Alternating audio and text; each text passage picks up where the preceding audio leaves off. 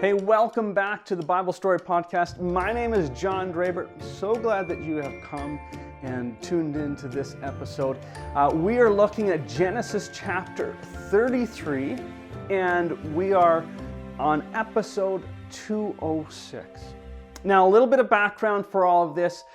Jacob stole his brother Esau's birthright and blessing. Now, Jacob was the younger twin brother, fraternal twins, to his brother Esau.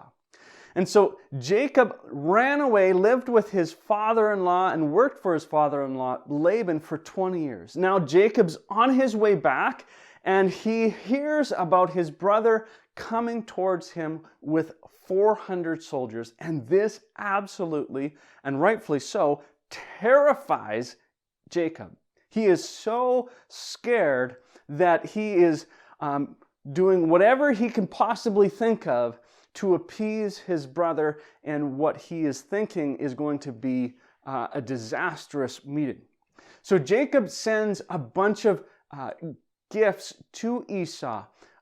Primarily, all of them that we know of were different types of animals: sheep, donkeys, cattle, camels, goats.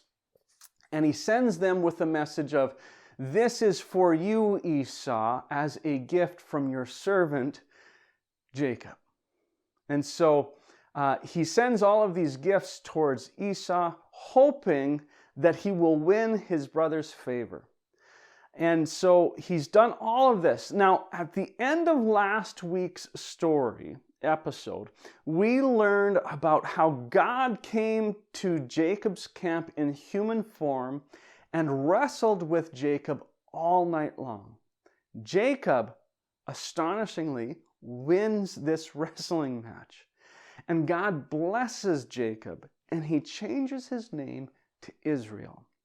Okay, so let's get into today's story, which isn't a real long story, but there are a few key things here that I think we need to learn. Now, Jacob is terrified still. Even after all of the gifts, Esau has sent no reply back to Jacob, indicating whether he's coming in peace or to destroy Jacob and his family. So Jacob lines up his family with all of his wives and then their kids, and he's preparing for Esau to meet each person. And he's hoping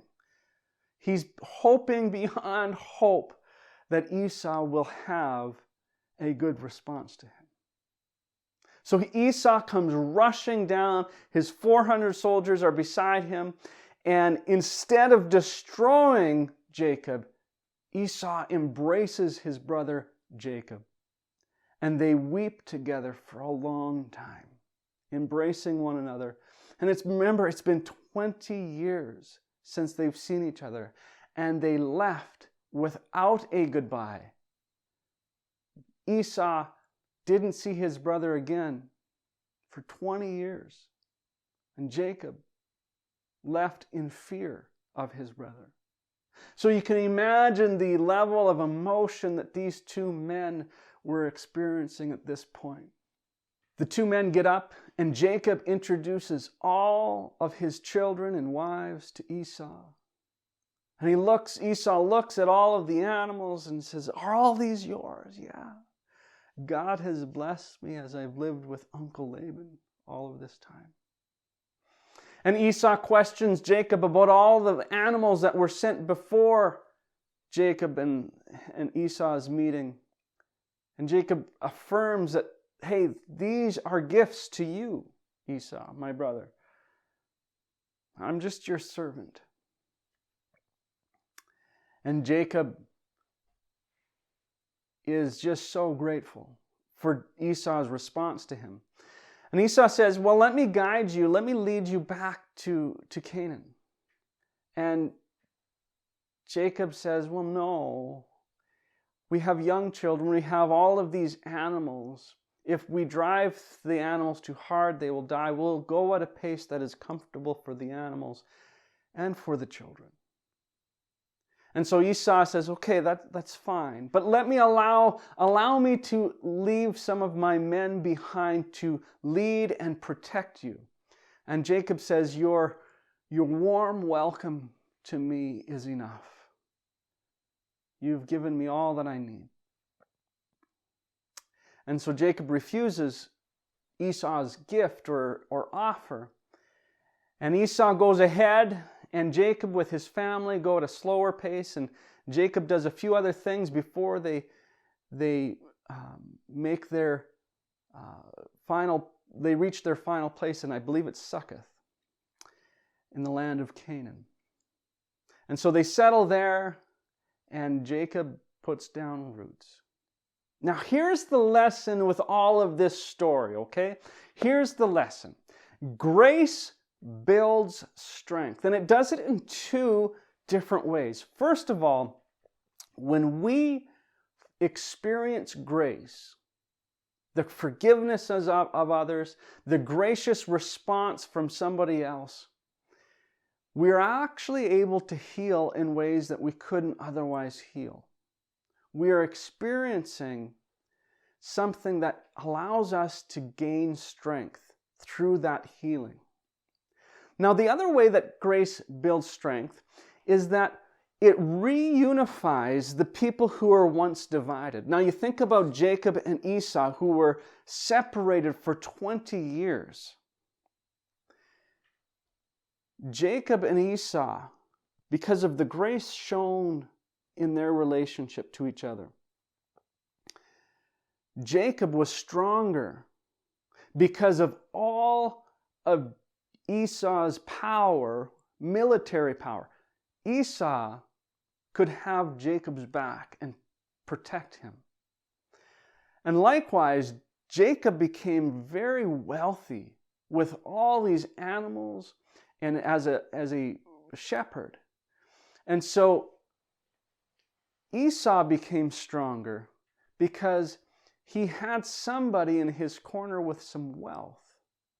And with wealth comes influence. And so these men became stronger together because of grace. Grace builds strength. Growth Tip Time! Growth Tip Time!